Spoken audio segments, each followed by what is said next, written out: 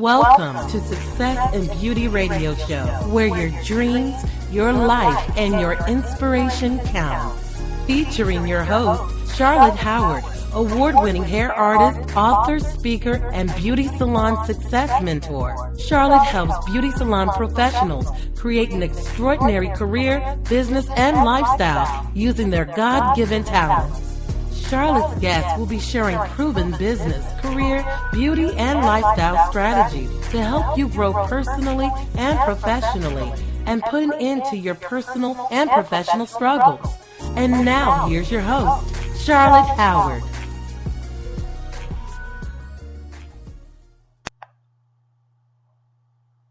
Hi, everybody. Thank you so much for tuning in with us today.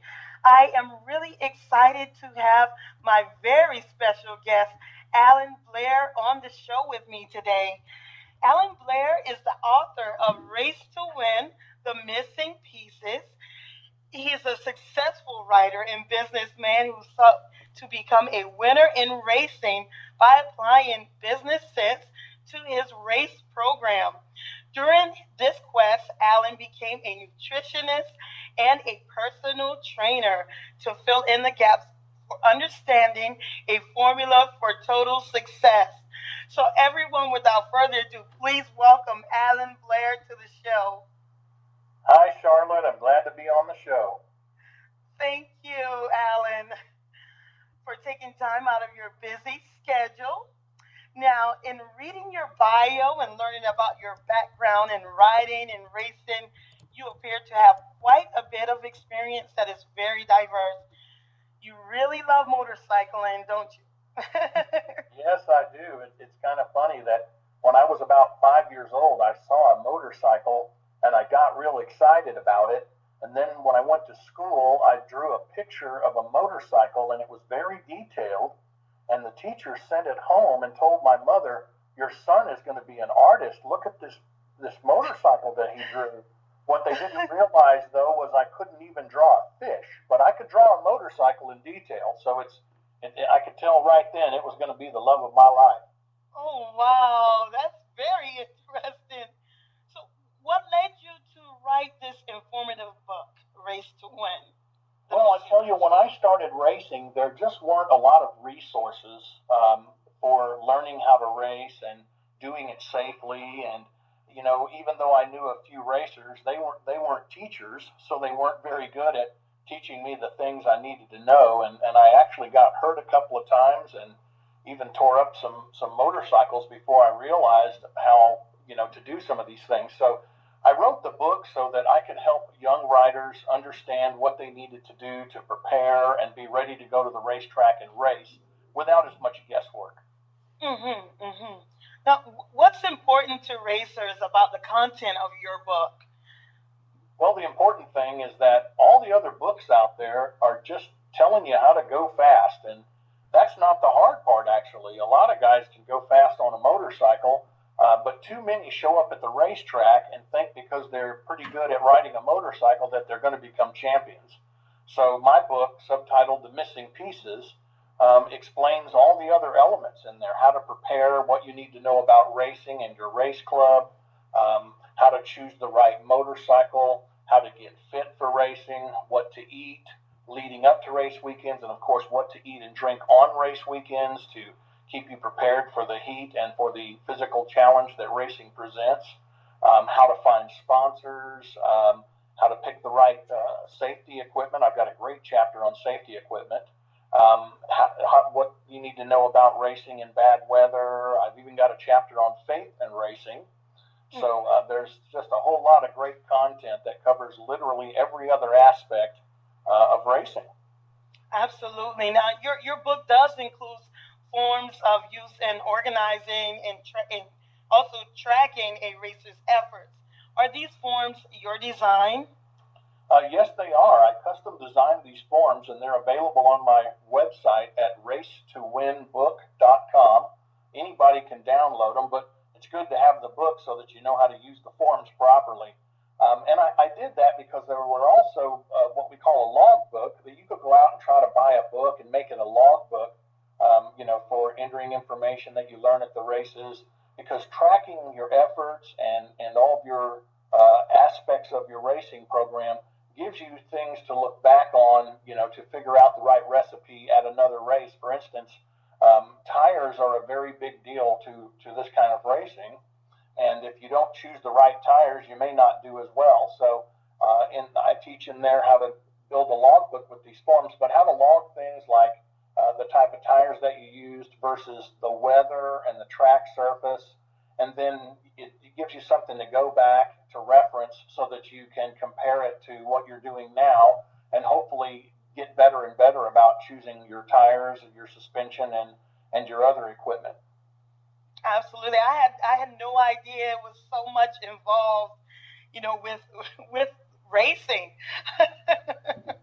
Yeah, if you're gonna do it right and you're gonna become a winner, you've got to get pretty comprehensive about it, and it's quite a challenge getting a motorcycle set up right and understanding the surface of the racetrack versus the weather, and then being able to go out there and perform at that level because it's very competitive sport. So the more comprehensive you become in your effort to prepare yourself and set up for it and be fit for it, then the more likely you are to become a champion.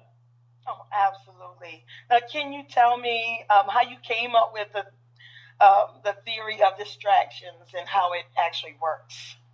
Well, that's a pretty interesting subject. I wanted to devise a way to measure my efforts and improve them each time I go to the racetrack.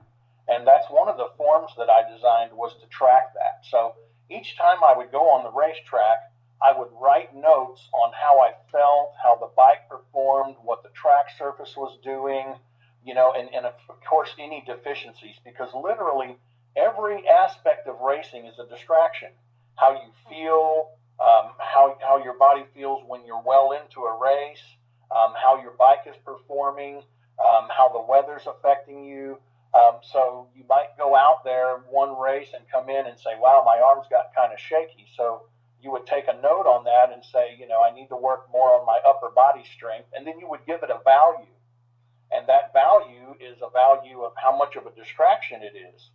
And then once you've gotten home from the races and you can review that material, you can look at each of those forms that you filled out and say, okay, I'm going to fix this by going to the gym and working out harder and focusing a little more on my upper body strength. And then the next time you go to the track, you measure it again, and it might be a 7, but when you go back, you might downgrade it to a 3 or a 2.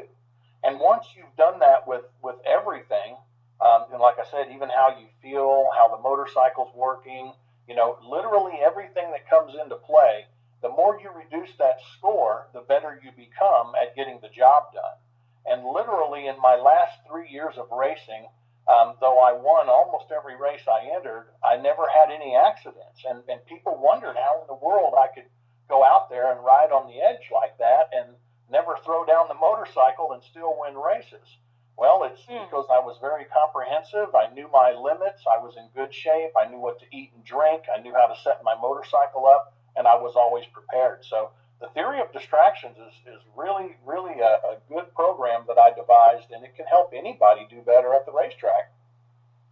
Thanks so much for sharing that. Now, in a sport that is so fast and dangerous, how do you overcome this as a distraction? Like there, for instance, new people that are looking at racing, and then you have those that are still, they've been in the racing arena for a while. How can they overcome this distraction? Well, that distraction or that distraction is basically fear, and fear is a bad thing. If you get too distracted by fear, you will be distracted on the racetrack. And if you're distracted on the racetrack and you can't concentrate well, your chances of a mishap are increased. I remember seeing a lot of guys at the racetrack before a race, and they'd be sitting around pondering what they were doing and were just literally looking scared. And I would see them and say, hey, what are you doing? And they'd say, well, man, don't bother me. I'm concentrating, and, this is dangerous. And I told them, I said, you know what? I don't concentrate on the danger. I concentrate on getting my program together and being prepared, and I do all of that in the practice sessions. Leading up to a race, I just make sure I'm feeling good and I'm ready to go. So when I swing a leg over that bike, it's on, and I'm not distracted by fear. I don't let it bother me. And if you've done your homework and you've done your practicing and you're not riding above your head, which means riding faster than you're capable of, if you're not doing that, then chances are you're not going to get in trouble. And I got pretty good at that. And so there's a lot of mental side to the sport of racing. And again, distraction of fear is just not good. When I owned the race organization, I had a racing school, and there was a few of us that taught it. And one guy one day was telling the guys in the class something that was, kind of instilling fear in them. And I had to pull him out of the classroom and say, well, why are you doing that? Well, I'm just trying to be, straight up with them about how this works and how dangerous it is. And I said, yeah, but the new people that come don't need to be distracted by fear. You need to educate them on the things they need to know to do the right thing on the racetrack. Like explaining to them that they're not going to become a champion in one day, and they need to take their time and learn it at their own pace and just have a good time while they're out there. Absolutely. That would, me personally, that would scare me off. Well, I tell you what, I saw a lot of guys come to the racetrack, race once or twice, crash their motorcycle, and never come back again. And, I realized the difference is if you've got it in your blood, nothing's going to stop you from it. Because as unfortunate as it is, I've had some bad accidents a couple of times. Though I raced quite a few years, I didn't have that many bad accidents, but I did have a few, and I got hurt pretty bad a couple of times. But I went and recuperated and got back in shape and went back and did it again because racing is what makes me happy. And I can tell that you're really passionate about it.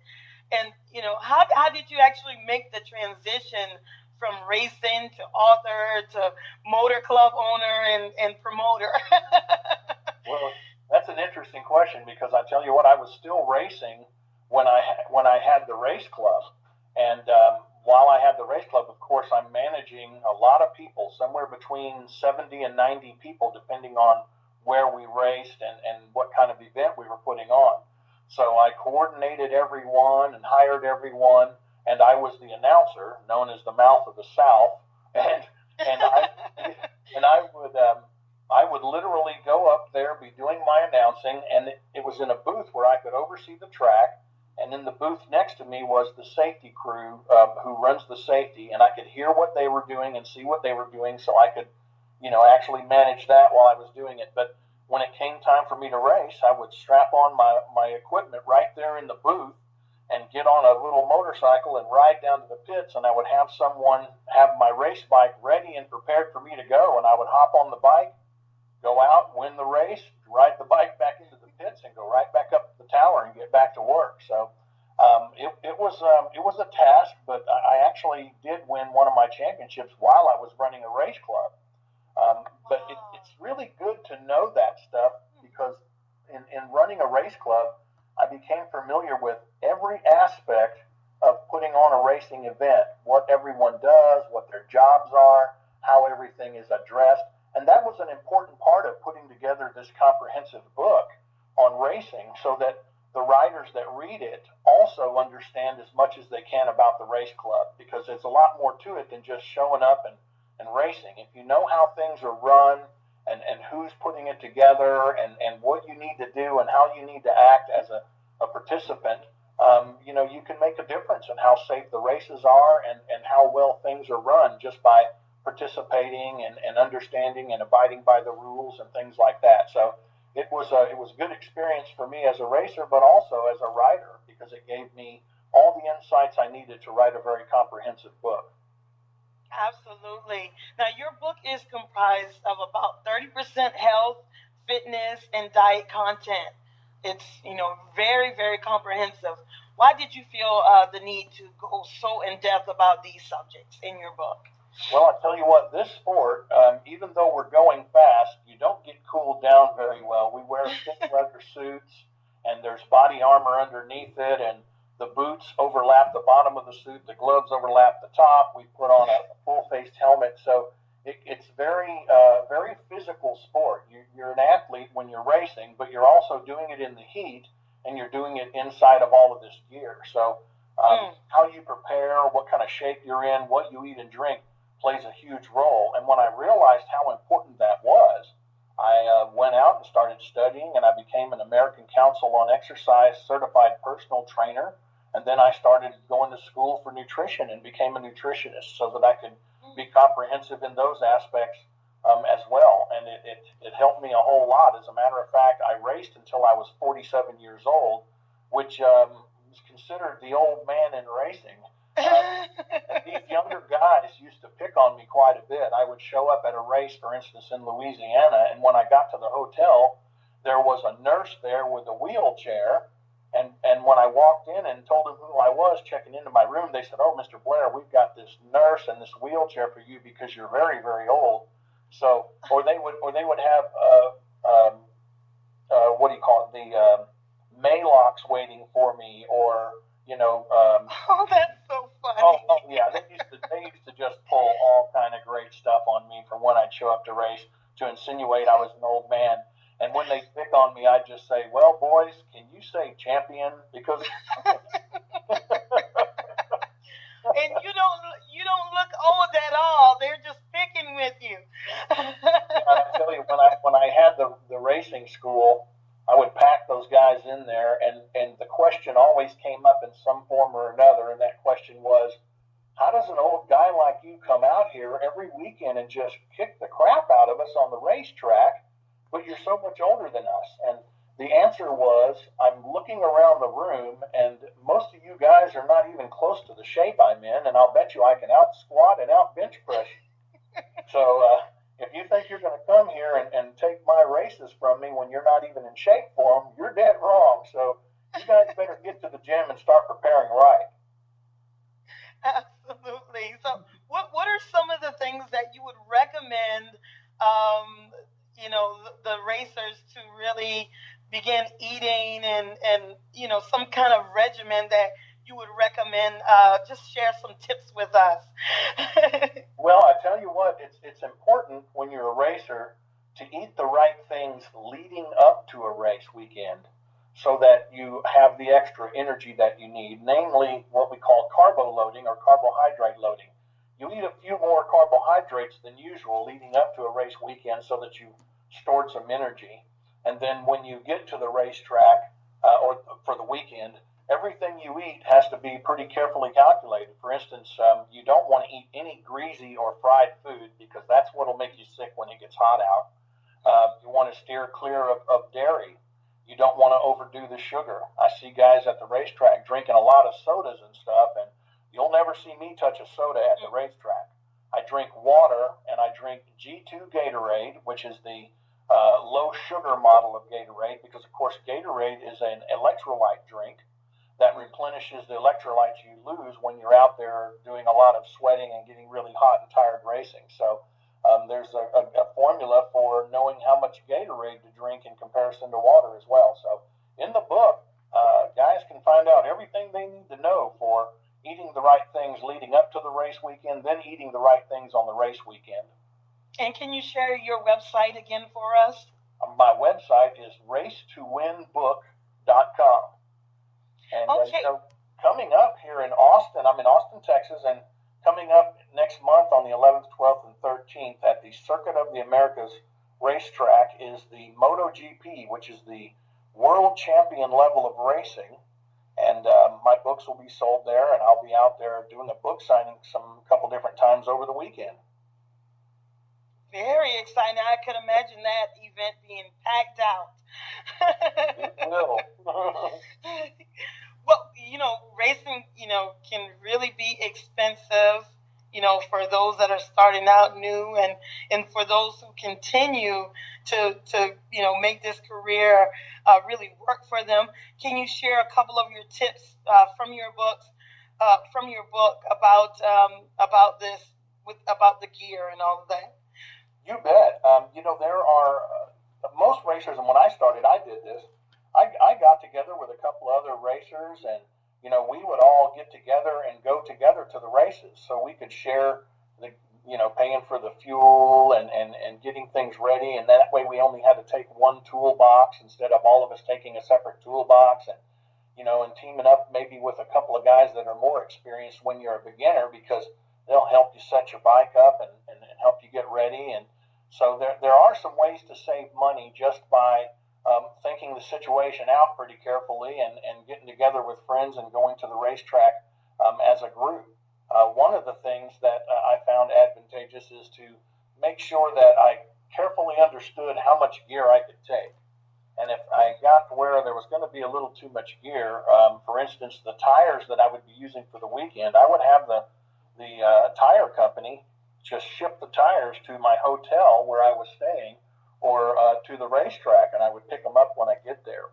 But sometimes we would get together and share a hotel room and things like that, and we'd buy a bunch of groceries and make our own food at the racetrack. Since we don't need to cook a bunch of fried and greasy food. No. Yeah, we take a bunch of sandwich material and snacks and fruits and things like that. That makes a whole lot of sense, and I can see how that would, help save a lot as well. Now, in your book, you also mentioned about finding and securing and keeping sponsorships. Can you touch a little bit more on that with us? Yes, that's a great chapter in my book. A lot of racers tell me how much they like that chapter and how much they got out of it.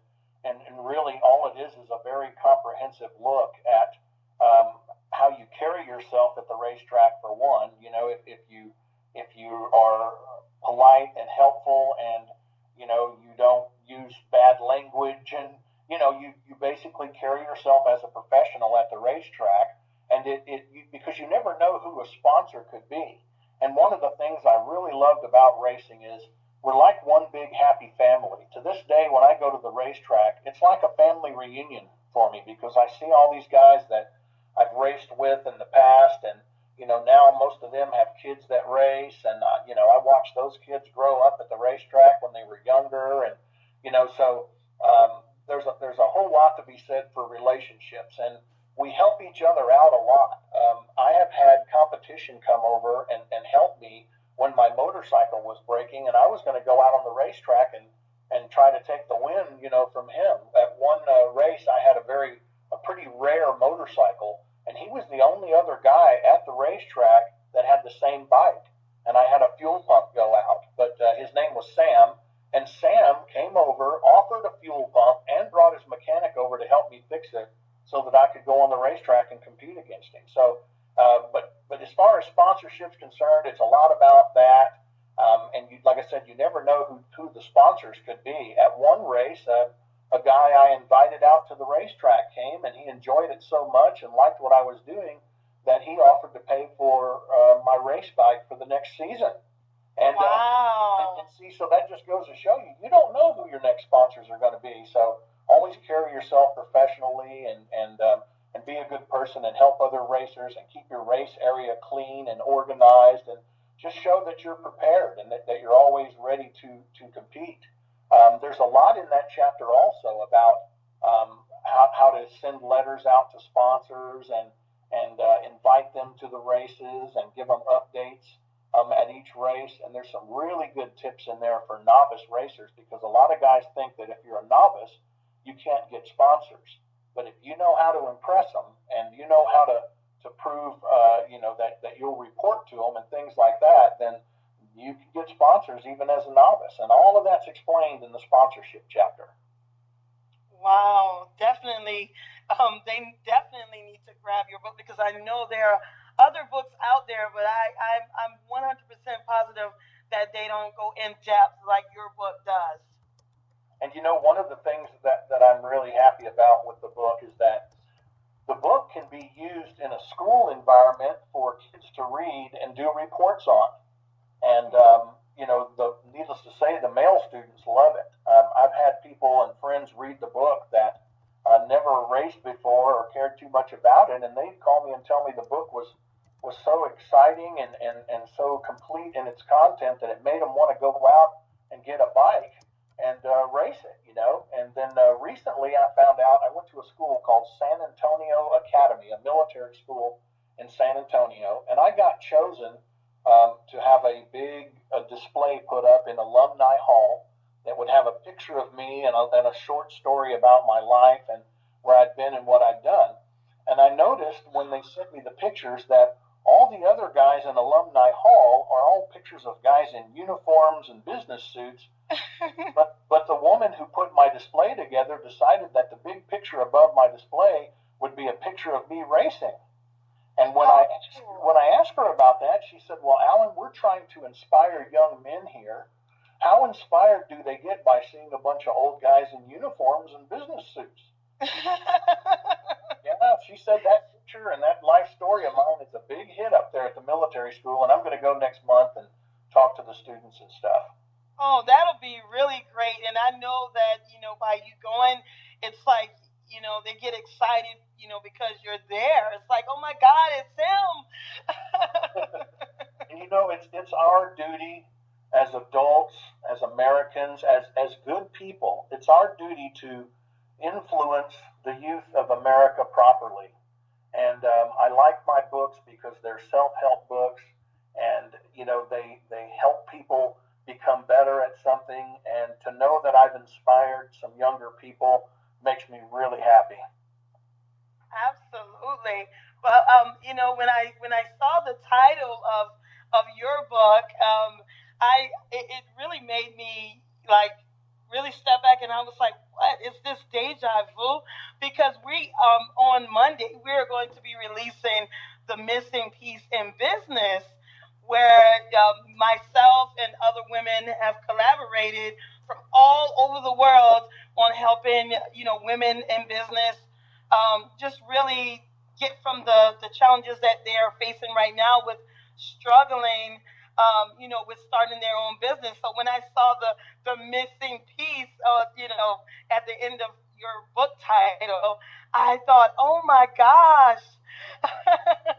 Well, I tell you what, there are women in racing that some are now doing very well, and I didn't think the women would ever be able to compete with the men in racing, but there are a couple of women out there now that are starting to actually win races against the guys. And you're going to want me back on pretty soon because I'm about to publish a second book in the Race to Win book series, and it's going to be called Race to Win, Behind Every Great Driver, because I've got some experience in car racing too.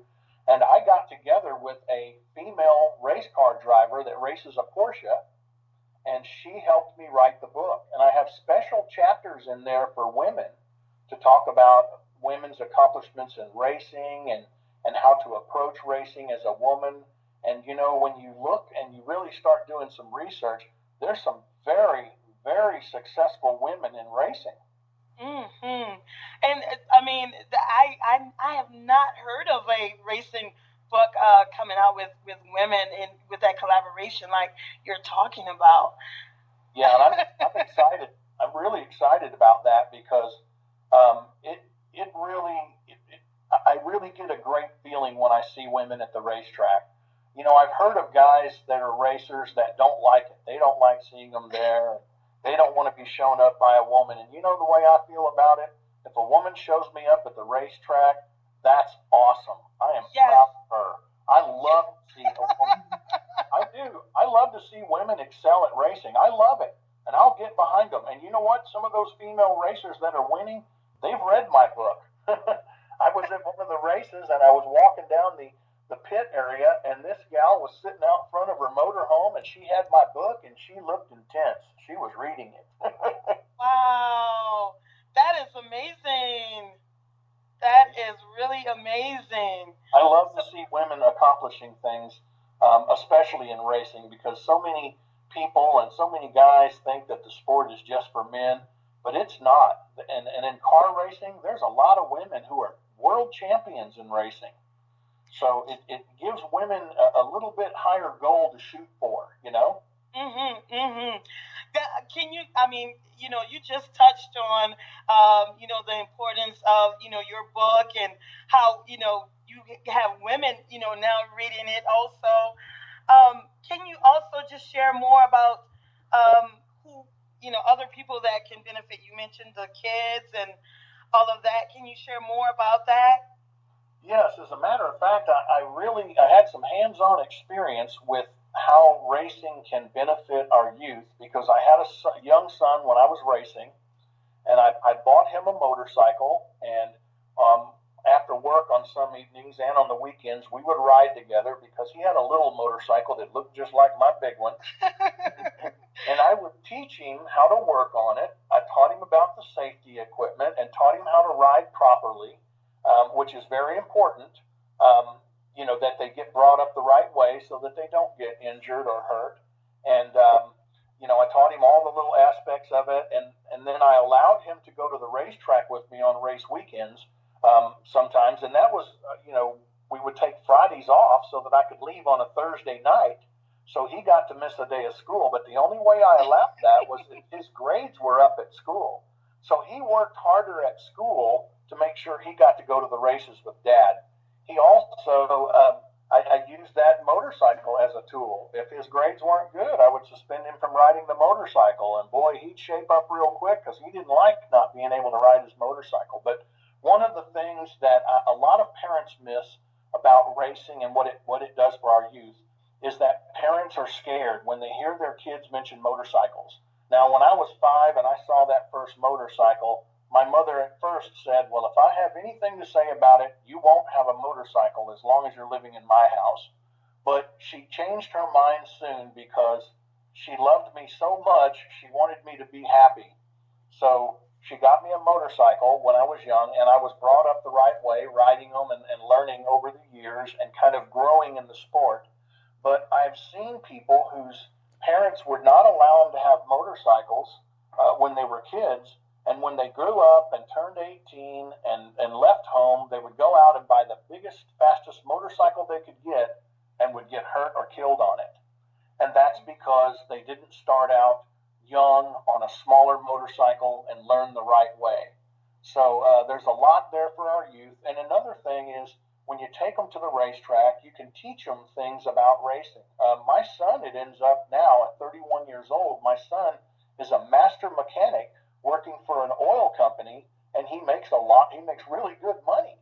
And he started, learning when he was young how to work on motorcycles and how to work on cars, with me. And it also teaches them respect and responsibility. There's a young man by the name of Ben Spies. Actually, I know a lot of world champions, but he's one of them. And I remember him at the races watching me race, and when he was young. And you never know who's going to become the next world champion because he stuck around and decided that's what he was going to do. And that young man became a world champion and built quite a future for himself out of racing, because racing teaches you respect and responsibility, how to achieve success. It teaches you attention to detail and preparation. It teaches you punctuality because you've got to be there early and you've got to be ready. So it's almost like teaching them how to be a businessman before they're old enough to be businessmen. So there's just a lot of great lessons in racing for our youth. And I had no idea that it was so much that it taught. That's why I'm so glad that we had you come on and share more about it, because that's your expertise. Yeah, it is. I have a few other expertises, but that's certainly the big one for me. Well, why do you think that people, like to race so much? From your experience, and since you started at a really early age, why do you think people fall in love with racing? Well, I tell you what, it's pretty easy to fall in love with a motorcycle. First of all, when you see it, it's like, wow, that looks like fun, and it is. And I've always said, the moment you swing your leg over a motorcycle, you become a kid again. All your worries go away, and you feel free, and you get out and ride and have a good time. But racing, like I said, it teaches you a lot of values, but it really gives you something to strive for. And I have to be honest when I say I see some of the ways that schools handle competition these days, and they don't just give a trophy to the kids who win, they give trophies to everyone. And that doesn't encourage the kids who aren't doing well to do better. Because when I got out there and I didn't win trophies and I saw these other guys getting trophies, all I could think about was improving, doing better, and winning a trophy next time. And that's one of the great things about racing is it teaches you a healthy sense of competition. Absolutely. So I know that you had mentioned that you put together teams. How do you actually put together the team? Like some of the key aspects of, if someone wanted to put together a team, what would they look for? How would they go about doing that? Well, first you want to establish the goals of the team. If the goal of your team is to go out and win big races and become a team of champions, you would choose people a little bit different than if you were a team just out to get more experience so you could move up.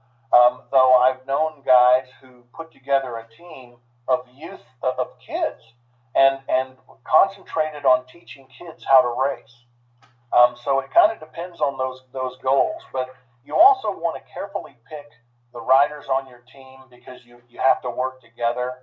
You have to make sure that the people that you're racing with are as serious about it as you are, and that they'll do their part, and that they'll show up on time, and that you can depend on them to do the parts that you need them to do. Because when you're in a team environment, usually each team member takes on a little bit different responsibility for preparing for the races. We used to get together as a team 2 or 3 nights a week to prepare the motorcycle and strategize for the next race. So immediately following a race weekend, I would go home and I would pull out my notes, because I also say take notes on your bike. And then we would go over the motorcycle very carefully. And sometimes you find things you didn't know were wrong. And then it gives you time to order the parts and to be that much more prepared. But by doing that, we were always ready for the race weekend. The motorcycle was always ready. We knew how we worked together, and we were just better prepared to give a better effort at the racetrack. So it's important to pick people that are responsible, people that you can trust to do their part of the job, people that are punctual, that are going to show up on time.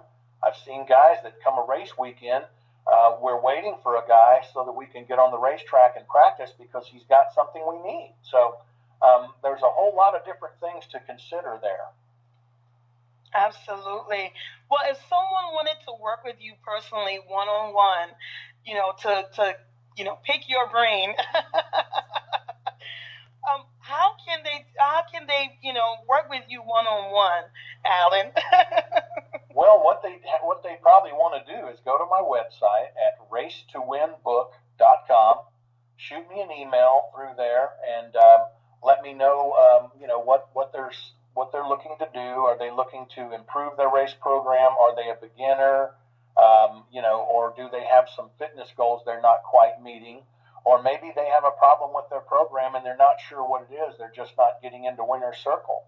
But by sending me an email through the website, I can talk to them about their race program and give them some pointers, and maybe even lead them to some people at the racetrack, other racers that can help them out, in the actual racing environment. Absolutely. Thank you for sharing that.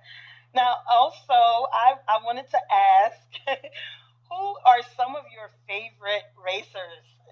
Next to you, of course. Well, I've come to know so many people in racing. Like I said, it's like a family reunion when I go to the racetrack. But there's a gal named Elena Myers who is racing professional AMA racing now. She has actually won some professional races, which I don't know of any other women that have ever done that.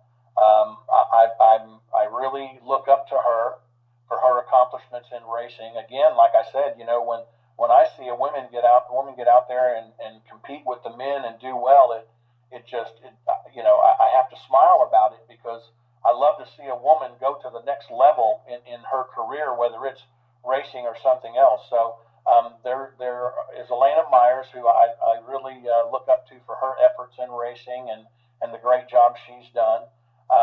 I I know some of the world champions. There's a gentleman in Texas here named Colin Edwards. We call him the Texas Tornado.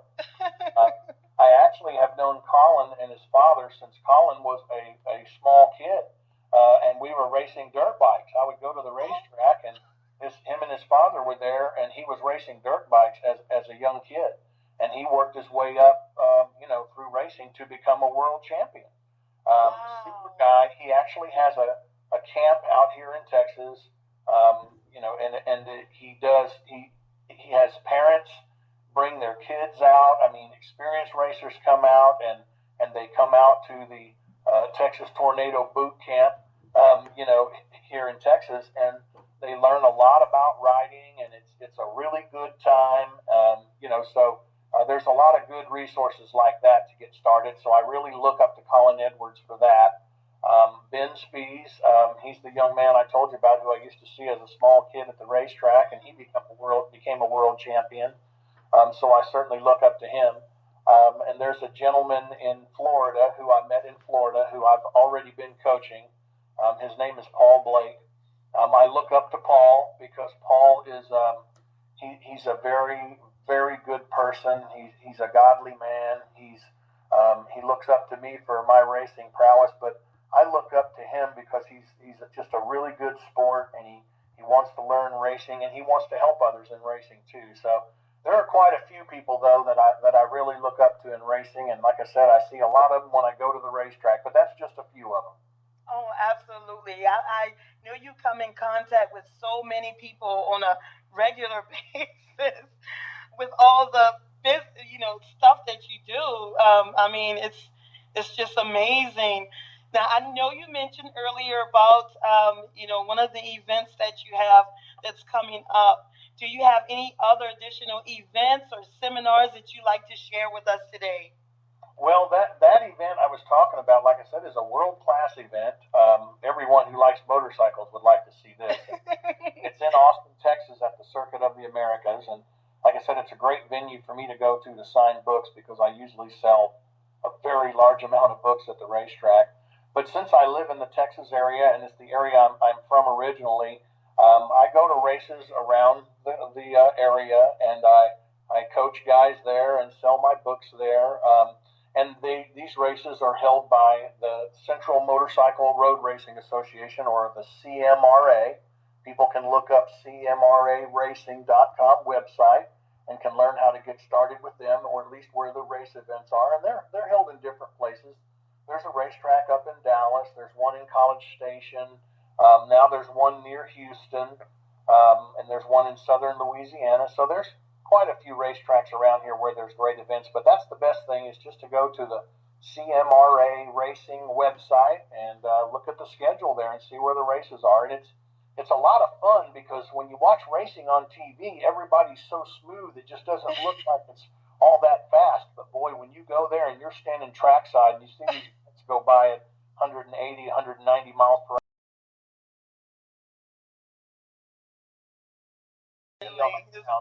yeah, it really raises an eyebrow. So it's exciting stuff, and that's the best way to really start getting into it and seeing what it's all about is just look up one of your local races or go to your motorcycle shop and ask them where the races are. They know. Yeah, well, my grandfather and my dad always had us watching racing, and I never had a problem with it myself. I always watched it, and so it's really exciting to see those cars just going by. It's like seeing them go so fast. I'm like, wow. Yes, it's a lot more exciting in person, and when you go, you meet racers and you get to know them and you have a good time. So it's quite an experience. Absolutely. So can you share with us a little bit more of what's next for Alan Blair? Well, I've written, I just finished writing my second book in the Race to Win series called Race to Win Behind Every Great Driver. And like I said, there will be a lot of good stuff in there about women in racing and all, and that will be getting published here pretty soon.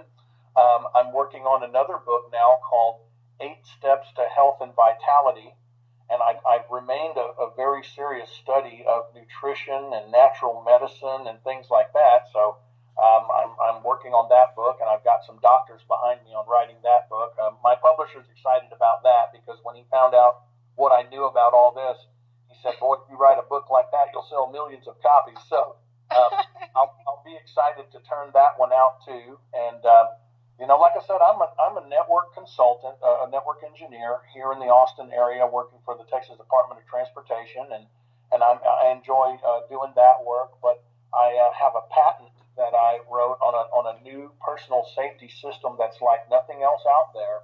And I've got some very, very big organizations interested in this. I've had a couple of companies already try to buy me out on the patent, and they didn't offer enough millions, so I didn't sell it. But I'm excited about that because when that is introduced, it's going to save lives, and that's just another thing to be proud of and to feel good about, is to help people in a way that may save some lives. Absolutely. So you can't share a little bit about it then? Well, I can. The difference is, a lot of people have come up with simple apps for smartphones and say, okay, you just touch this and it'll call 911, but it doesn't do you any good if you get abducted. If somebody grabs you, they're not going to give you the time to get your cell phone out and do their little app that calls 911. So the idea is to be proactive and to set a time where the system will check on you, and without the proper response, the system will then start calling your friends and family members that you chose as security contacts so that they can follow up on you and possibly take action if it's needed.